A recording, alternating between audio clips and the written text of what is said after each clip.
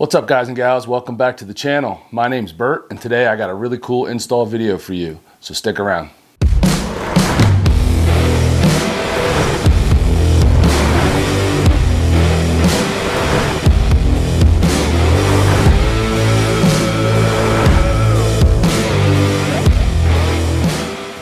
All right, guys, welcome back to the channel. Thanks for watching today. For those of you guys that are new, let me catch you up real quick. So this year we started doing some upgrades to my 2016 Road Glide Special. We've added a lot of AdvanBlack color match body parts to the bike. It's looking amazing. If you haven't seen those videos, we have a playlist, the Road Glide Transformation Project. You can go back and watch it. If you have already, you know what's going on. So today we're adding another part. This time we're going to be going functional and not just cosmetic. Another AdvanBlack part, as you can see sitting next to me. Today we are installing the AdvanBlack Attack headlight for the Road Glide. So most of you probably already know this, but for those of you that don't, AdvanBlack is an industry leader in aftermarket color matched bagger body parts. They make some outstanding parts and I'm enjoying them. I've got tons of them on the bike now. I'm hoping to do more in the future, but no longer is AdvanBlack just doing body parts. As you've seen from previous video, they got themselves into the seat game recently. I have that Cobra seat on my bike. It looks amazing. And now they're going even a step further. We've got this Attack headlight, totally game changer. Looks completely different than the stock headlight. It's really cool looking, looks kind of futuristic almost. And I'm excited to get it on the bike. So we're not going to keep talking here. We're going to head out to the shop, and George and I are going to get this on the Road Glide. So let's go. All right, guys, let's dive into this. Here you got the AdvanBlack box, which is a black box in this case with the smaller part. It comes in a custom box, black with the AdvanBlack branding on it.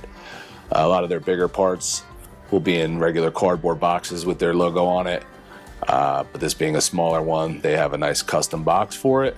There's a piece of cushioning with a couple warning labels and an AdvanBlack sticker, which you get with every order.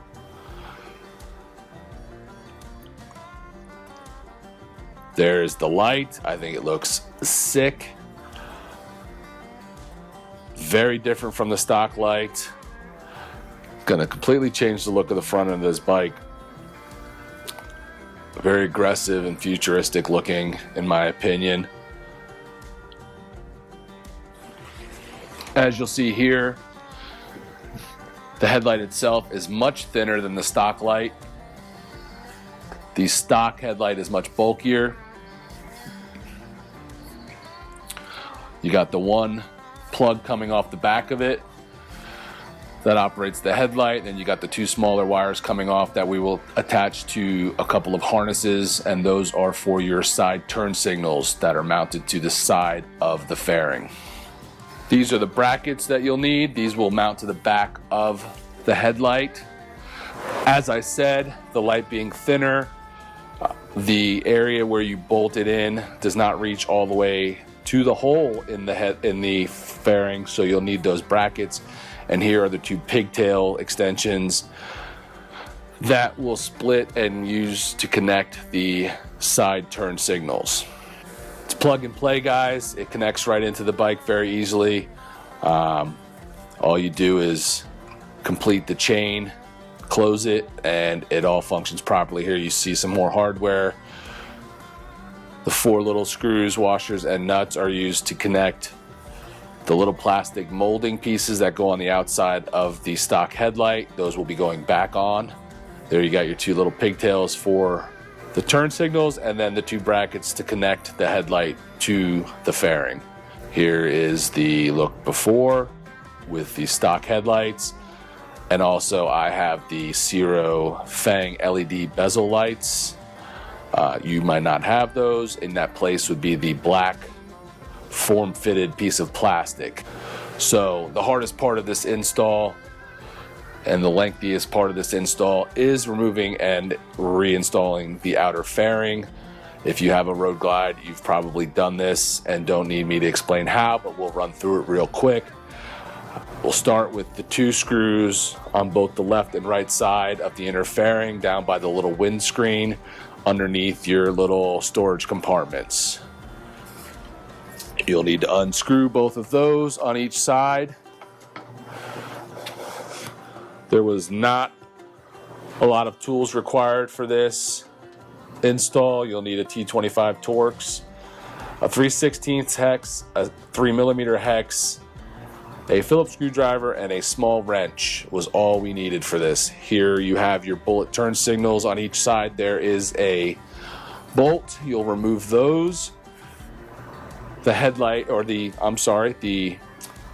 blinker bullet light will not fall off. It is attached to the outer fairing. Once those are out, we'll move up to the windscreen. 4 Phillips head screws holding that on. And that is the lovely touring windshield, 12-inch touring flare by Clockworks. You can see us install those in another video. If you're interested, go back to the playlist and you'll find that. Unscrew these 4 Phillips head screws and your windshield will come right off. Then you'll take off this little black plastic piece that just pops right out. I don't even know what you would call that, but it comes right off easily. And now you have access to the inside of the fairing, and you'll move to the final 2 bolts, which are inside of our speaker lids. 2 ways to remove these speaker lids. You can either get a pick, stick it down in the hole of the lid and pull it off, or you can stick your finger in from the inside of the fairing and push it out, which is what we chose to do. Either works fine. If you have big, meatier hands, you might not be able to get your fingers down in there to pop it out, and you might need a pick, but whichever works for you is fine. Like I said, if you have really big hands, that might be hard and you might need to use a pick, but just get that popped off. You're not going to disconnect any cables or wires here. You're just going to set those speaker covers to the side and out of the way so that you can get to the final 2 bolts. That will release the outer fairing and put us in business. There you see the screw. It's towards the outside of each side. And you'll go ahead and start loosening those up. Do not completely remove them. Get them loose enough to where you can finish unscrewing them with your fingers, because you'll want to move around to the front and hold the fairing on before you go ahead and finish. Here you'll take out, before you finish doing that, disconnect the 2 blinkers for each side, because the fairing won't come off if those are still connected. Move yourself to the front of the bike, kind of gently push your body up against the fairing and finish unscrewing with your fingers. These were longer bolts and took a few seconds to get out. Once they pop out, this fairing will be ready to come right off, so that's why you'll want to keep a little pressure from your body against the front. And then the fairing, the outer fairing, will just come down and away from the bike, and just like that, it's off. Make sure you have a nice spot to put it, padded, preferably with no crap around it so that it doesn't get scratched up, and keep your bolts and your hardware organized. Once you do that, it'll be time to find the 4 bolts that hold the headlight on. There's 2 on top and 2 on the bottom. The top ones are easy to get to, but there is a bunch of wiring in the way. You just kind of pull them to the side or to the top and get them out of the way. Everything moves pretty easily out of the way, and they're down in there. And now you can see why we're going to need the extension brackets on the back of the new headlight, because those are down in there pretty deep. The bottom 2 bolts, very easy to get to and right out in the open, easy to find. But first, we will need to remove these 2 little plastic moldings that'll be on the side, unless you already have the Sierra lights, which I have. There's 2 little screws, one on the top, one on the bottom of these. Now, this hardware is different from what they provided in the box, because the new headlight is a little bit different, and the screws will not just screw into the plastic. They will go completely through and you will have to put a washer and a nut on the back of the new light. But on the stock headlight, the screws just went right into the plastic molding and there was no nut or washer. Remove these 2 screws and you'll be able to pull your plastic molding, if that's what you have, out and set it to the side for now. In my case here with these Zero lights, I'll just disconnect the screws and let the lights hang. They're still attached and they'll just kind of hang to the side and out of the way. Very simple. And then we'll get started on the top 2 bolts. Go ahead and unscrew them. I will say, if you've never taken your headlight off before, it might take a little extra oomph to get these started. As you can see here, this was pretty tight and took a little extra something to get it started. I didn't even get it in yet, but here you'll see I got it in there now and it's in there pretty tight. So it took a little bit of extra oomph just to pop that loose.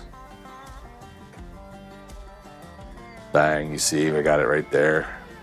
That's just because it's never been removed before. If you've taken your headlight on or off before for whatever reason, it might not be as tight. Then finish removing those top screws and then onto the bottom 2 screws, which I already did. Didn't really show you that because it wasn't a big deal. Pull those out and now your headlight will just pull right away. It will not fall off because it is still attached by both the plug and there's a couple other harnesses that are just attached with the little plastic attachments on the top there. I think they just hold them into the place that they want those. But here's the plug. You'll just squeeze and pull and it pops right off. That plug will go right back into the new headlight. As you can see, that old headlight is much thicker and bulkier than the new one, which is why we need the 2 brackets to attach. Here are the bolts for those brackets. Put a little Loctite on it because it is a Harley, and they attach at the top, and these will give you the extension you need to get back to those bolt holes that are inside the fairing.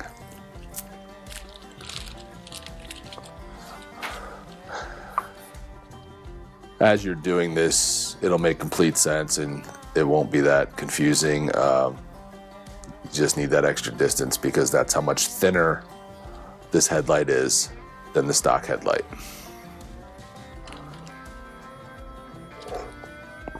Newer technology is never as bulky.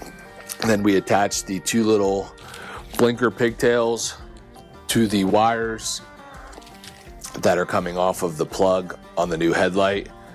We went ahead and wrapped a little electrical tape around there just to make sure they're not going to come undone.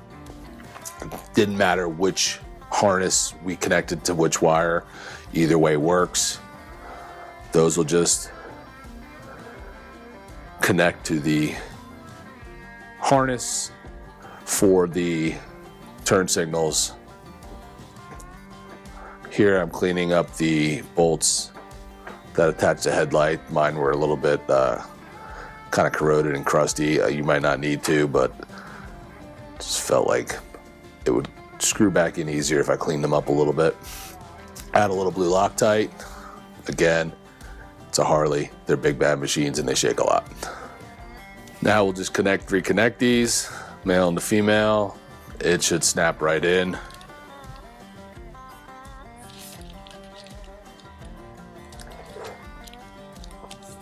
You're going to want to run those 2 smaller pigtails up to the top. Those will connect with the blinkers later after we finish attaching this headlight.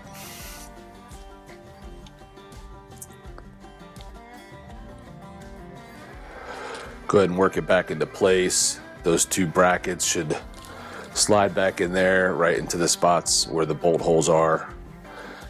Go ahead and get those bolts started. Don't tighten these down all the way, just get them a little bit started and leave them loose. We learned from experience that if you tighten them all the way down, the bottom bolt holes are a little harder to line up. Leave it loose till you get the bottom bolt started. But first, once your plugs are connected, you're going to want to go ahead and turn the power on and make sure everything works before you start bolting things back down. No sense wasting time tightening something down and then needing to take it back out. Here you can see the new light. Blinkers working, both sides, flashers working, headlights working, and your high beam is coming up here. Bang. Hard to tell here, but I will say in the dark, these suckers are bright. Very bright. Everything's working, so we'll turn that off and we will continue reattaching everything. Go ahead and do your bottom bolts. Get them started, and then you can work your way back around the 4 bolts, getting them all tight. Now I just hand tighten these down until they felt good and snug. They got the blue Loctite on there. They're going to be good. If you want the actual torque numbers, specs, I recommend looking that up, or maybe going to AdvanBlack's YouTube page and watching Steve's install video on these. He might actually give you the actual torque specs, but I wasn't worried about that. I got them as tight as I could with my hand, and I feel comfortable with how tight they are.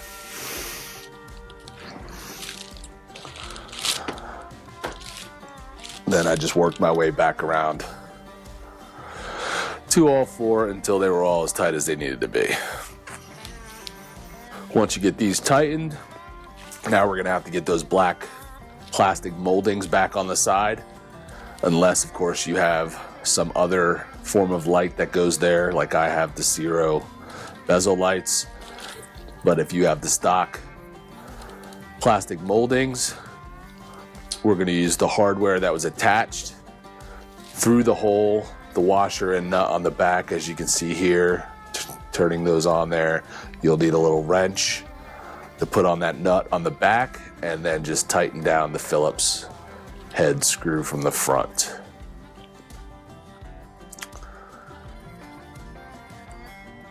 Very simple.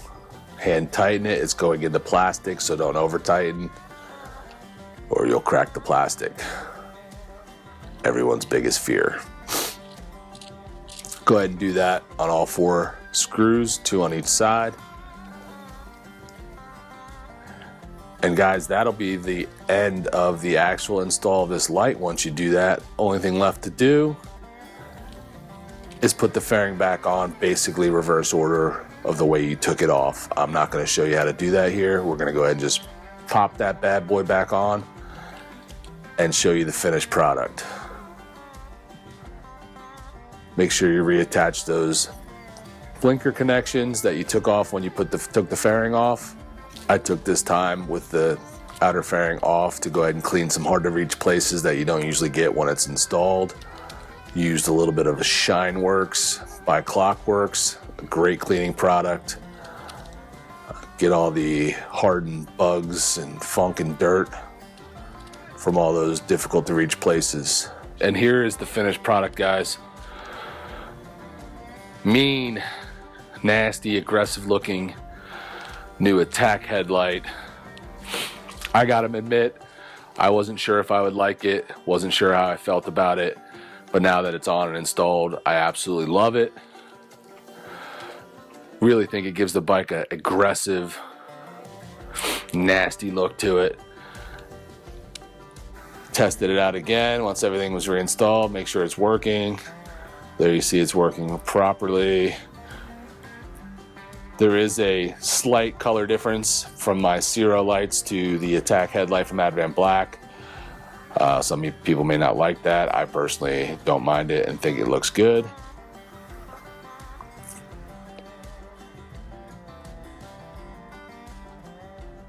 I think the whole thing goes together well. Looks good. Functions perfectly. Super bright light. Super bright high beam. And I'm really thrilled with it. I'm really happy we did this. Tell me what you think below in the comments, guys. Love to know what you guys think. Here we are finishing up. Got it back to my house outside at night. And here you can see we shined it against the garage.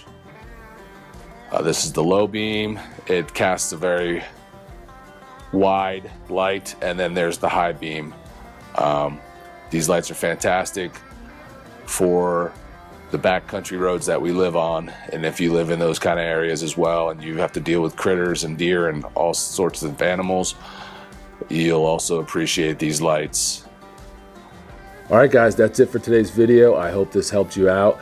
Thank you for watching. If you're new to the channel, please go ahead and hit that subscribe button. You can also click the bell and you'll get notified when future videos come out. Hope you guys have a great day, and we'll see you next time.